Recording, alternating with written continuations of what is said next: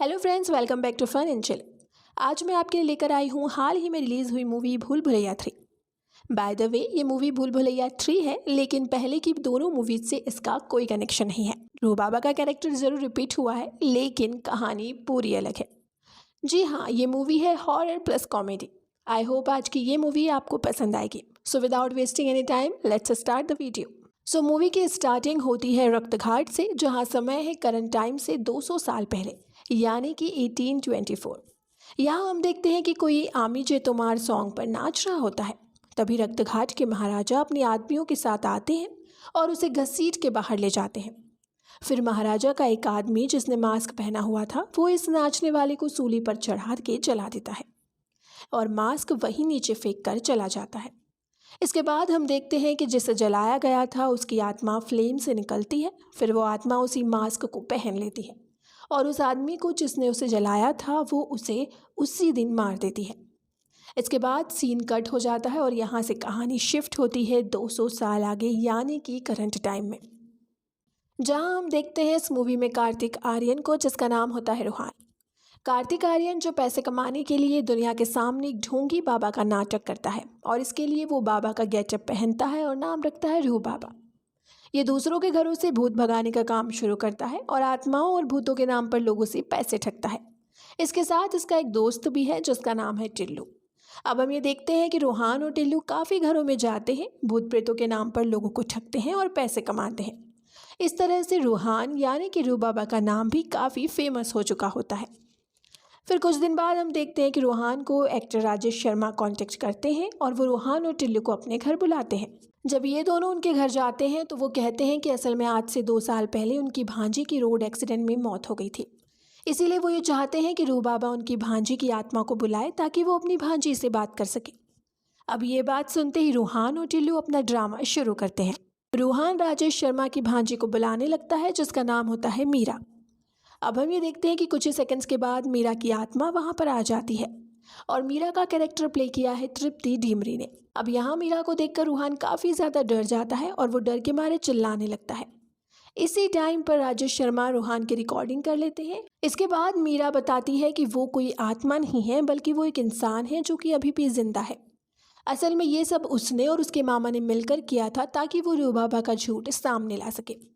अब ये सब सुनने के बाद रूहान उनसे कहता है कि आखिरकार वो लोग ऐसा क्यों कर रहे हैं। ये सुनकर मीरा रूहान से कहती है कि असल में वो रूहान से अपना एक काम करवाना चाहती है। अगर उसने ये काम कर दिया तो वो उसे पूरे 1 करोड़ रुपए देगी, लेकिन अगर उसने मना किया तो वो उसके बनाए हुए इस वीडियो को सोशल मीडिया पर डाल देगी, जिसके बाद जो सभी लोगों को पता चल जाएगा कि रूह बाबा एक ढोंगी है जो कि सबको ठगता है। अब ये सब जानने के बाद रूहान के पास कोई ऑप्शन नहीं होता। वो सोचता है कि उसे मीरा का साथ देना चाहिए। वैसे भी मीरा की बात मानकर उसे 1 करोड़ रुपए मिलेंगे। अब इसके लिए रूहान राजी हो जाता है, जिसके बाद मीरा और उसके मामा रूहान को लेकर अपने गांव रक्तघाट जाते हैं। अब यहाँ कुछ अजीब बातें थी। लाइक राजघराना होने के बावजूद ये लोग ट्रेन के जनरल क्लास से जा रहे थे।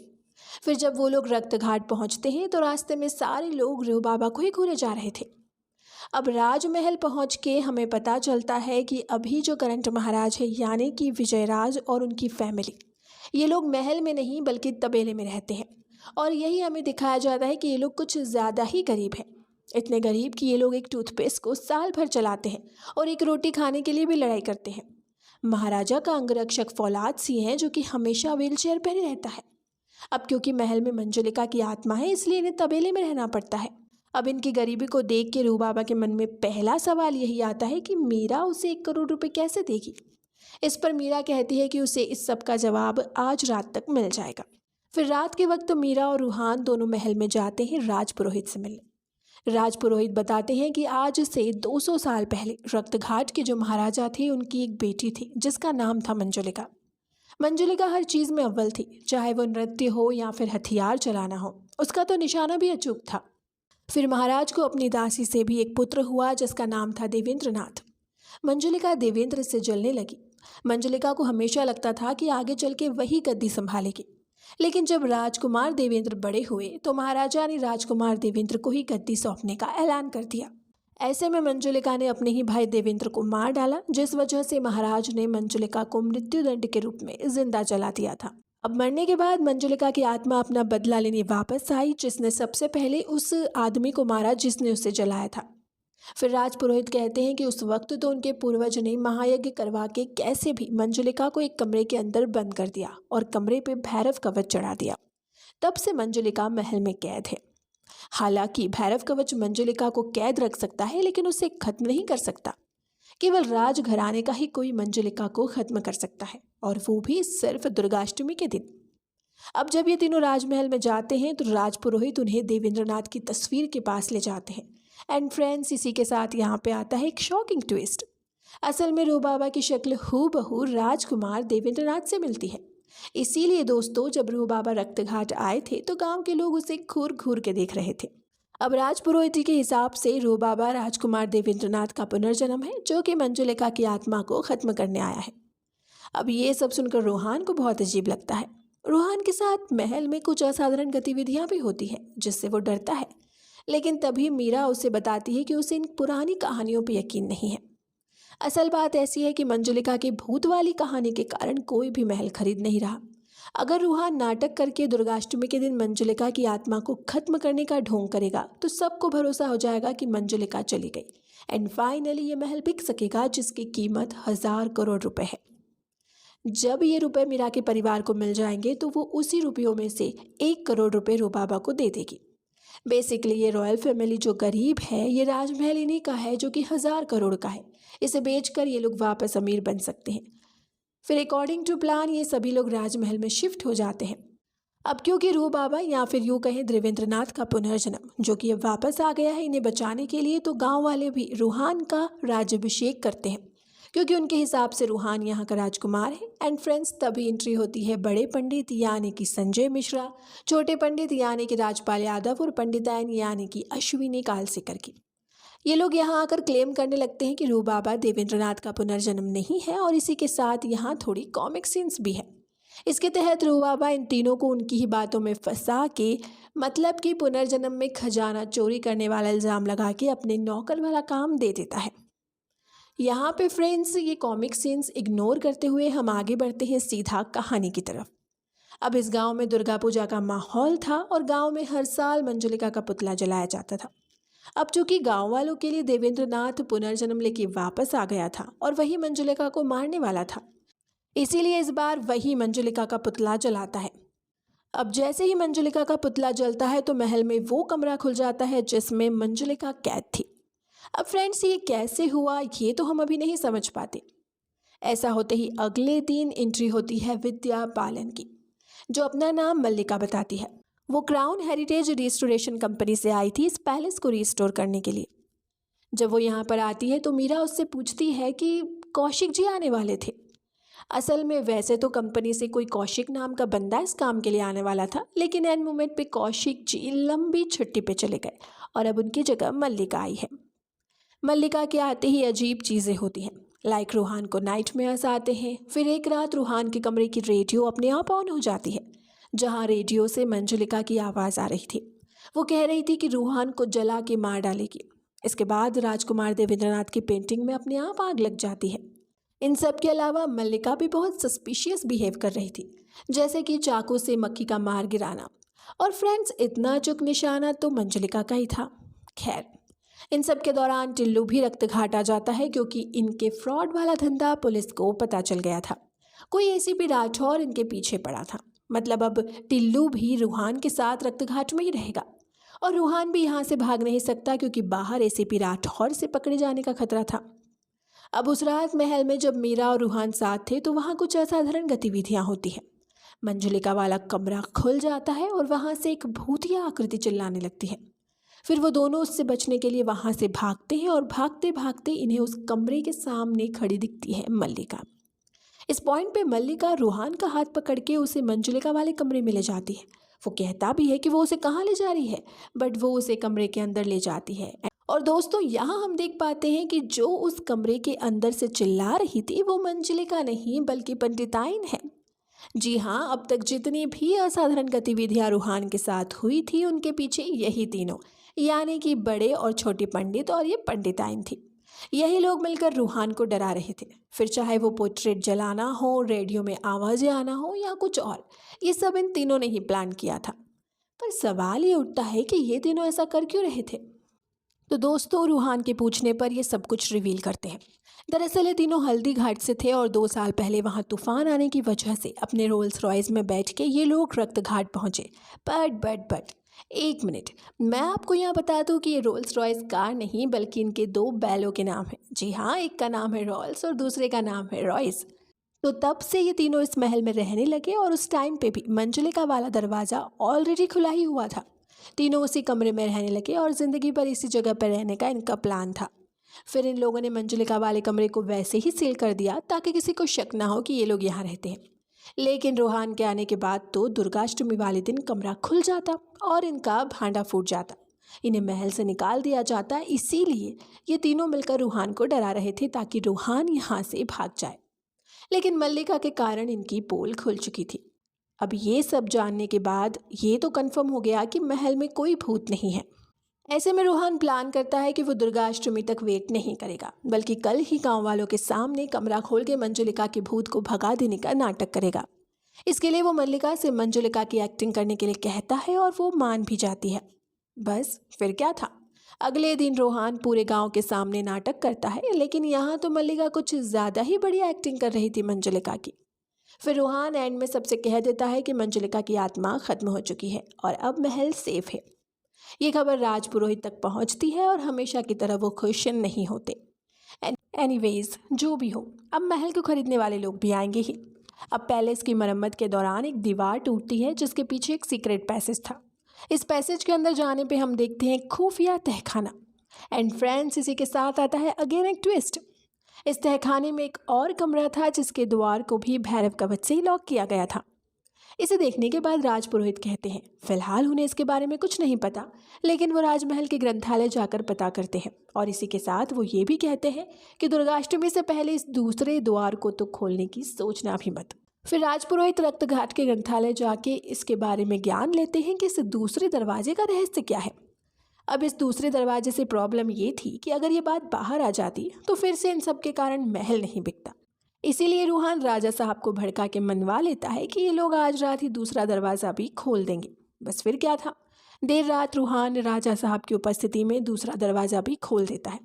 एंड फ्रेंड्स, ऐसा करते ही दरवाजे के अंदर से कौवे निकल के महल के ऊपर मंडराने लगते हैं। अब तक राजपुरोहित भी इसके बारे में जान गए थे। वो इस दरवाजे के खुलने से बहुत ही ज़्यादा क्रोधित थे। राजपुरोहित बताते हैं कि असल में 200 साल पहले रक्तघाट के महाराज की एक नहीं बल्कि 2 बेटियां थीं। एक का नाम था मंजुलिका और दूसरी थी अंजुलिका। वो बताते हैं कि अंजुलिका भी मंजुलिका से कुछ कम नहीं थी। एक अगर छुपकर वार करती थी तो दूसरी सामने से डंके की चोट पर। अब जबकि दूसरा दरवाज़ा खुल गया है तो प्रलय आना निश्चित है। और दोस्तों, इस दरवाजे के खुलने के साथ ही एंट्री होती है माधुरी दीक्षित की, जो कि अब महल की तरफ आ रही थी। और इसी इंटरेस्टिंग मोमेंट के साथ फ्रेंड्स यहाँ होता है इंटरवल।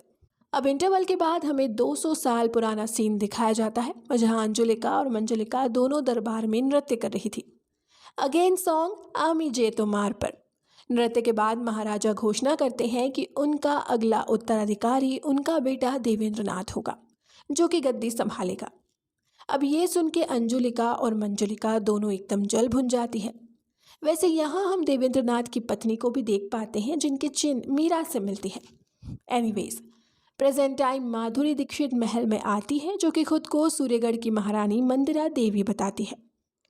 मंदिरा इस महल को खरीदना चाहती थी।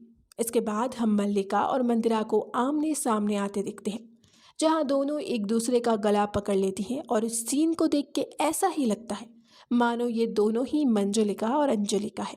और इसी के साथ बहुत सारे कौवे भी महल से टकरा के मारे जाते हैं। ये सब असाधारण गतिविधियां राजघराने के सभी लोग देखते हैं और यहीं पर राजपुरोहित आते हैं। वो कहते हैं कि प्रलय की शुरुआत हो चुकी है। अब आगे कुछ और अजीब चीज़ें होती हैं, जैसे कि मंदिरा मंदिर में नहीं जाती क्योंकि वो भगवान में नहीं मानती। फिर मंदिरा और मल्लिका का मेले में टग ऑफ वॉर यानी कि रस्साकशी भी होती है, जिसमें रस्सी ही टूट जाती है। मतलब कि इन दोनों में से कोई नहीं हारता। और इसी के साथ यहाँ पर एक फ़नी चीज़ भी होती है, वो ये कि राजा साहब अपनी प्रजा को ये कहते हुए दावत देते हैं कि उन्होंने उनका अब तक साथ दिया, जिसके लिए वो उनका धन्यवाद करते हैं। लेकिन जब उनकी बहन पूछती है कि इतना सारा पैसा आया कहाँ से, तब वो बताते हैं कि असल में जो कौवे मरे थे ना रात में, उन्हीं को पका के उनकी बिरयानी खिला दी गई प्रजा को। फ्रेंड्स, आई बिलीव कि कौवा बिरयानी सुन के आपको रन मूवी ज़रूर याद आई होगी, बिकॉज एक्टर भी तो सेम ही है ना, विजय राज। अब आगे विजय राज रूहान से कहता है कि तुम्हारा काम हो गया, तुम 1 करोड़ का चेक लो, निकल लो। लेकिन रूहान यहाँ लड़की की आवाज़ निकाल के उन्हें ये विश्वास दिला देता है कि उसके शरीर में उनकी पत्नी की आत्मा है, जो चाहती है कि रूहान और मीरा का विवाह हो जाए। और सब मान भी जाते हैं, खुद मीरा भी, क्योंकि अब तक मीरा और रूहान एक दूसरे को चाहने भी लगे थे। इन सब के बीच बड़े और छोटे पंडित को मंजुलिका की एक तस्वीर मिलती है, लेकिन इससे पहले कि मीरा वो तस्वीर देख पाती, मल्लिका तस्वीर के चेहरे पर पेंट गिरा देती है ताकि चेहरा पता ही ना चल सके। ऐसे में मीरा इस तस्वीर को रिस्टोर करवाने शहर भेज देती है। फिर एक असाधारण गतिविधि ये होती है कि मामा जी पे एक शाही ड्रेस हमला कर देती है और सीन ऐसा दिखाया जाता है। अब आगे मंदिरा 1000 करोड़ में ये महल खरीदने के लिए तैयार हो जाती है, लेकिन उसकी ये शर्त थी कि वो दुर्गाष्टमी के दिन ही डील करेगी। बट फ्रेंड्स, जब वो भगवान में ही नहीं मानती तो अब दुर्गाष्टमी को शुभ दिन कैसे मान रही है? ये दोनों ही स्टेटमेंट्स बहुत अलग हैं। अब दुर्गाष्टमी 2 दिन बाद थी और 2 दिन तक इस भूतिया महल में रहना काफ़ी मुश्किल था, क्योंकि राजघराने में लोगों को पता चल गया था कि यहाँ भूत है। अब लोग कैसे भी जल्दी से ये महल बेचना चाहते थे और तभी यहाँ पर एंट्री होती है विकी खन्ना नामक कैरेक्टर की, जो कि तुरंत ही 1000 करोड़ दे के महल खरीदने के लिए तैयार था। बस फिर क्या था, राजा साहब मान जाते हैं, विकी खन्ना को ही महल दिया जाएगा। विकी खन्ना महल को रिडिज़ाइन करना चाहता था। वो महल का सिंहासन भी अपने साथ ले जाता है अपने ड्राइंग रूम में लगाने के लिए। लेकिन उसी रात विकी खन्ना की कार पे वही मास्क पहनी आत्मा अटैक करके उसे मार देती है और इस तरह महल का सिंहासन भी अपने आप महल में वापस आ चुका था। चीज़ें तो तब और अजीब होती है जब मीरा मल्लिका को सिंहासन पर बैठे हुए देखती है। वो मल्लिका से पूछती है कि ये सिंहासन यहाँ वापस कैसे आया, इसे तो विकी खन्ना ले गया था और तुम इस पर बैठी क्यों हो? लेकिन तभी मल्लिका भूतिया अंदाज में चिल्लाती है कि ये सिंहासन उसका है, और ऐसा बोलते हुए वो एक हाथ से उस सिंहासन को उठा लेती है। ये देखकर मीरा घबरा जाती है और दौड़कर ये सब वो सभी को बाहर बताने जाती है। वो रूहान से कहती है कि अंदर मल्लिका। वो आगे कुछ कह पाती इससे पहले ही उन लोगों के बीच बैठी मल्लिका उससे कहती है, हाँ मीरा बोलो। अब ये देख के तो मल्लिका शॉक ही हो जाती है कि अगर मल्लिका यहाँ इन लोगों के साथ बैठी थी तो फिर अंदर कौन थी। वहीं उसी वक्त मंदिरा वहाँ आती है और विकी खन्ना की मौत पे अजीब तरह से हंसती है। उन्हें अपनी डील देती है जो कि दुर्गाष्टमी के दिन ही होगी। अब यहाँ इन सभी को इस पॉइंट पे पता चल चुका था कि मल्लिका और मंदिरा दोनों ही बहुत अजीब बिहेव कर रही हैं, मतलब दोनों नॉर्मल तो नहीं हैं। और इसी के साथ रूहान और मीरा को भी ये पता चल चुका था कि इन्हीं दोनों में से कोई मंजुलिका है। लेकिन सवाल अभी भी वही कि आखिर मंजुलिका है कौन, मल्लिका या फिर मंदिरा? इसके बाद हम देखते हैं कि रूहान को नाइटमेयर्स भी आते हैं, जहाँ मल्लिका और मंदिरा बहनों की तरह उसी तहखाने वाले खुफिया कमरे में खेल रही थी और दोनों ही खुद को मंजुलिका बता रही थी। इन सब से जब वो घबरा कर उठता है तो देखता है कि उसके पास वहीं कमरे में मीरा सो रही है। इसी के साथ उसे वो मास्क वाली आत्मा भी दिखती है। जब वो उसे घबराते हुए उठाता है और वो मास्क वाली आत्मा उसे दिखाता है तो वो अजीब तरह से हंसती है और फिर वापस सो जाती है। फ्रेंड्स, इस पॉइंट पर रूहान को मीरा पे भी शक होने लग गया था, इसीलिए रूहान अगले ही दिन यहाँ से भागने की सोचता है, लेकिन भाग नहीं पाता। असल में वो कार लेके जब वहाँ से निकलता है तो घूम फिर कर वापस उसी महल पर आ जाता है, लाइक भूल भुलैया। अब इसके बाद हम देखते हैं कि वो तीनों यानी कि दोनों पंडित और पंडिताइन को विकी खन्ना का भूत डराता है, जो कि अगेन उस मास्क घोस्ट का ही एक भ्रम या चाल थी।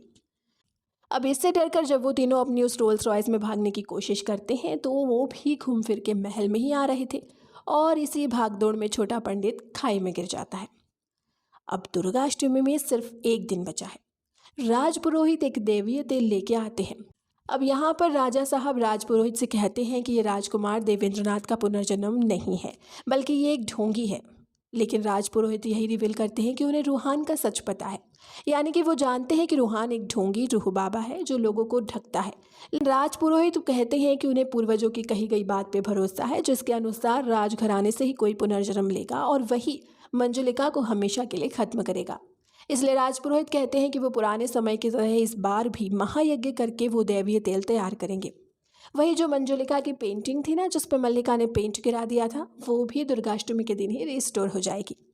अब तब असली मंजुलिका का पता लग ही जाएगा। फिर वो तेल तैयार करते हैं और वही माता के यहाँ रख देते हैं।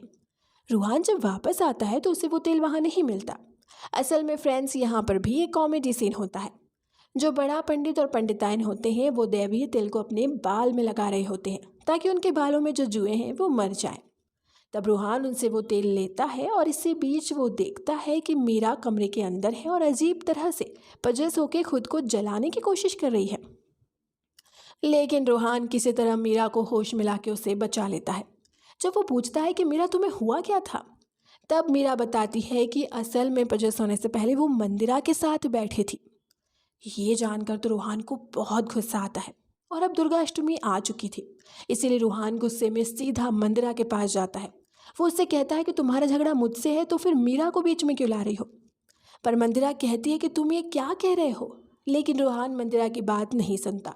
उसे लगता है कि यही मंजुलिका है और फिर जैसे ही वो उस पर तेल डालने ही वाला होता है कि तभी मीरा रूहान को फ़ोन में वो पिक्चर दिखाती है जो उसे कुछ दिन पहले मिली थी। वो अब ठीक होके आ गई थी। फ़ोटो देखते ही सब शॉक हो जाते हैं और रूहान भी। लेकिन जैसे ही सब कुछ समझ पाते, अचानक से सुपरनैचुरल स्पीड में मल्लिका यानी कि विद्या बालन आती है।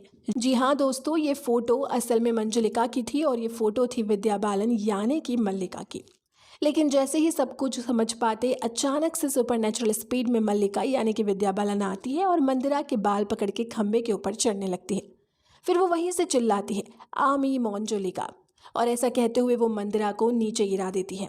फिर वो रूहान पे हमला करती है, लेकिन रूहान उससे दैवीय तेल का घेरा बना के उसमें आग लगा देता है और खुद कूद के इस घेरे से बाहर निकल जाता है। यानी कि रूहान यहाँ मल्लिका को उस घेरे में फंसा चुका था।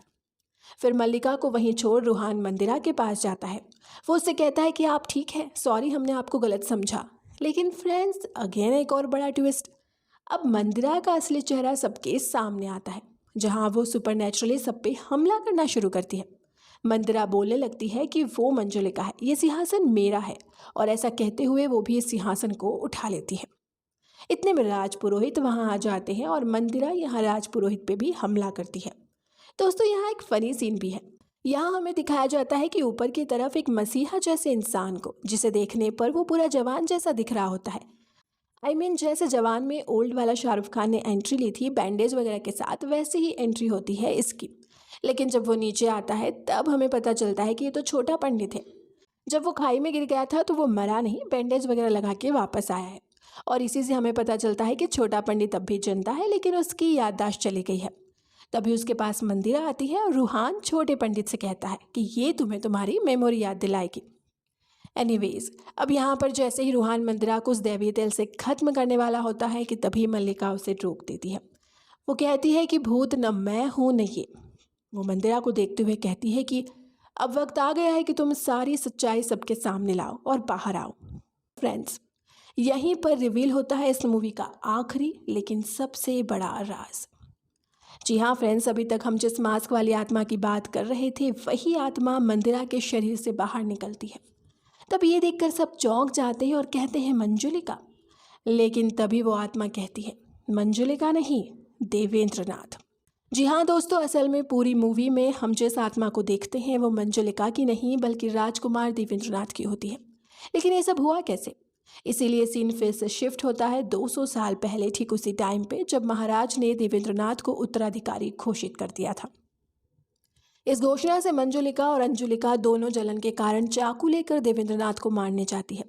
लेकिन जब वो उसके कमरे में जाती है तो देखती है कि देवेंद्रनाथ लड़कियों की तरह श्रृंगार करके आमे जे तुमार गा रहा था। यानी कि देवेंद्रनाथ शरीर से लड़का था लेकिन खुद को एक लड़की की तरफ फील करता था। अपनी ये असलियत वो दुनिया से आज तक छुपाता आया था। दोनों बहनों को जब ये पता चलता है तो वो देवेंद्र को झूठा सपोर्ट दिखाती है। वो कहती है कि आज हम गाएंगे और तुम नाचोगे। ये तो बहुत अच्छी बात है। देवेंद्र श्रृंगार करके नाचने लगता है और तभी मंजुलिका यानी कि विद्या बालन महाराजा को वहाँ लेके आती है, ये बोलते हुए कि जिसे आप गद्दी सौंप रहे हैं मर्द समझकर, चलकर देखिए कि वो कितना बड़ा मर्द है। ये महाराजा के लिए बड़ी शर्मिंदगी वाली बात थी जो कि सबके सामने आ गई थी। ऐसे में महाराज आदेश देते हैं कि देवेंद्र को मृत्यु दंड दिया जाए। एंड फ्रेंड्स, फाइनली ये वही सीन था जिसे हमने मूवी के स्टार्टिंग में देखा था। यानी कि दोस्तों, पहले सीन में हम जिस नाचने वाले को जलते हुए देखते हैं वो मंजुलिका नहीं। महाराज यहाँ अपनी दोनों बेटियों को भी सजा देते हैं। वो कहते हैं, तुम ये सब हमें अकेले में भी बता सकती थी, लेकिन सिंहासन की लालच में तुम ये सब सबके सामने ले आई। वो कहते हैं कि उनके तीनों बच्चों में से कोई भी इस सिंहासन के लायक नहीं है। फिर वो अपने आदमी से कहते हैं कि बाहर सबको ये बता दो कि सिंहासन की लालच में मंजुलिका ने अपने भाई देवेंद्र को मार डाला और अंजुलिका का नामो निशान हमेशा के लिए मिटा दो। अब महाराज इन दोनों को देश निकाला दे देते हैं। तो मरने के बाद देवेंद्र ने ही मास्क वाली आत्मा बन के बदले की भावना में महाराज को मारा और फिर राजपुरोहित के पूर्वज ने महायज्ञ करके दैवीय तेल का इस्तेमाल करके देवेंद्र को उसी तहखाने वाले कमरे में कैद कर दिया था, भैरव कवच चढ़ा के। एंड फ्रेंड्स, इसी के साथ जो दूसरा मंजुलिका का कमरा था उसे बंद कर दिया गया था, दुनिया को ये बताने के लिए कि इस कमरे में मंजुलिका कैद है और कभी भी कोई ये न जान पाए कि उस तहखाने में कोई दूसरा कमरा भी है जो कि असली कमरा है जिसके अंदर देवेंद्र नाथ कैद था। इसे खोलने के बाद ही देवेंद्र आज़ाद हुआ। सो फ्रेंड्स, उस तहखाने वाले कमरे को खोलने के बाद जो कुछ भी अजीब हो रहा था, असल में वो देवेंद्र की आत्मा ही कर रही थी। यानी कि विक्की को मारना, मीरा का बिजनेस होना, मल्लिका का सिंहासन उठाना, उसका मंजुलिका की फ़ोटो पर पेंट गिराना, मल्लिका और मंदिरा दोनों का एक दूसरे की गर्दन को पकड़ना, ये सब देवेंद्र ही कर रहा था। मल्लिका और मंदिरा वाकई नॉर्मल ह्यूमंस थी। असल में देवेंद्र इन्हीं दोनों के साथ खेल खेलता है और हमें ऐसा लगता है कि ये दोनों में से ही कोई भूत है। वो कहता है कि आज दुर्गाष्टमी के दिन वो इन्हें ठीक अपनी तरह मारेगा, मतलब कि जला के। उसका प्लान था कि वो रूहान के हाथों इन दोनों को मरवा देगा, लेकिन वो प्लान तो फेल हो गया क्योंकि देवेंद्र का सच सामने आ गया। वो मल्लिका और मंदिरा से कहता है कि मैं तो तुम्हें पहले दिन ही मार डालता, यानी कि जब वो दरवाज़ा खुला। लेकिन वो इन्हें इतनी आसान मौत नहीं देना चाहता। वो उन्हें वैसे ही जला के मारेगा जैसे वो जल के मरा था। और इसी के साथ वो रूहान के हाथ से वो तेल छीन लेता है। वो उस पूरे दैवीय तेल को नीचे गिरा देता है और सब दुरांग लगाते हुए आमी जे तो मार गाने पर नाचने लगता है। वो सबसे कहता है कि आज वो सबको जलाकर मार देगा। तब रूहान उससे कहता है कि पहले तू खुद देख कि तू कहाँ खड़ा है। जब देवेंद्र नीचे देखता है तो वो उसी जगह उसी दैवीय तेल के घेरे में था। वो चिल्लाने लगता है। तब राजपुरोहित मल्लिका और मंदिरा से कहते हैं, जला दो इसे, पुनर्जन्म देवेंद्र का नहीं आप दोनों का हुआ है। मतलब कि ये दोनों ही नॉर्मल ह्यूमंस हैं और अब मल्लिका और मंदिरा के पास मौका था कि वो देवेंद्र की आत्मा को आग लगा के उसे फाइनली ख़त्म कर दे। लेकिन इस दौरान मल्लिका और मंदिरा को अपना पास्ट याद आता है और फिर वो ऐसा नहीं करती। जी हाँ दोस्तों, वो कहती हैं उनका पुनर्जन्म इसी गलती को दोहराने के लिए नहीं हुआ है जो उन्होंने 200 साल पहले की थी, बल्कि उस गलती को ठीक करने के लिए हुआ है। मंजुलिका यानी कि विद्या बालन देवेंद्र से कहती है कि जलती तो हम थी तुझसे देबू, लेकिन हमारी जलन ने तुझे ही जला दिया। फिर अंजुलिका यानी कि माधुरी दीक्षित कहती है कि 200 साल पहले भी तुम एक गलत शरीर में फंसे थे, यानी औरत हो के आदमी था और उसके बाद 200 साल तक कमरे में बंद रहा। अब उसके साथ और अन्याय नहीं किया जा सकता। अगर हम दोनों को जलाकर या हमसे बदला लेकर तुझे शांति मिलती तो बेशक हमें जला दे, लेकिन उन सब को छोड़ दे, इनकी कोई गलती नहीं है। अब ये सब सुनकर देवेंद्र रोने लगता है। वैसे भी देवेंद्र को कभी गद्दी चाहिए ही नहीं थी, उसे बस नृत्य करना था। उसे तो अपनी बहनों का प्यार चाहिए था जो कि अब उसे मिल रहा था। इसीलिए देवेंद्र रोता है और उसके आंसू गिरते ही उसे मोक्ष की प्राप्ति हो जाती है। सो फाइनली फ्रेंड्स, देवेंद्र की आत्मा चली गई और राजपुरोहित कहते हैं कि उनके पूर्वज ने सही कहा था कि राजघराने से ही कोई पुनर्जन्म लेकर देवेंद्र को खत्म करेगा, लेकिन जलाकर नहीं, उसे समझकर। इसके बाद सीन कट होता है और हम देखते हैं जहां मल्लिका सबको बताती है कि बचपन से उसे इस राजमहल के विजुअल्स आते थे, इसलिए वो महलों के रेस्टोरेशन का काम करने लगी। और जब उसे इस महल पे काम करने का मौका मिला तो अपनी कंपनी के द्वारा, तो इसे वो गंवाना नहीं चाहती थी। लेकिन कंपनी ने कौशिक को चुना, पर किस्मत से वो लंबी छुट्टी पर चला गया, यानी कि गोवा। पर ऐसे में मल्लिका को यह काम मिल गया। और रही बात मंदिरा की, तो वो बताती है कि उसका तो असली नाम भी मंदिरा नहीं है, बल्कि she is none other than ACP Rathore. जी हाँ फ्रेंड्स, वही एसीपी राठौर जो कि रो बाबा और टिल्लू के फ्रॉड वाले धंधों के पीछे पड़ी थी और उनका पीछा करते ही वो यहाँ पहुँची थी। यहाँ पहुँच के वो मंदिरा होने का नाटक कर रही थी। ये सुनते ही रूहान शॉकिंग होते हुए बेहोश हो जाता है। एंड फ्रेंड्स, इसी के साथ ये मूवी यहाँ खत्म होती है। उम्मीद है कि हमारा आज का ये एक्सप्लेनेशन आपको पसंद आया हो। वीडियो पसंद आए तो इसे लाइक और शेयर करें और चैनल को सब्सक्राइब करना ना भूलें। मिलते हैं आपसे एक और नई इंटरेस्टिंग वीडियो के साथ। Till then good bye.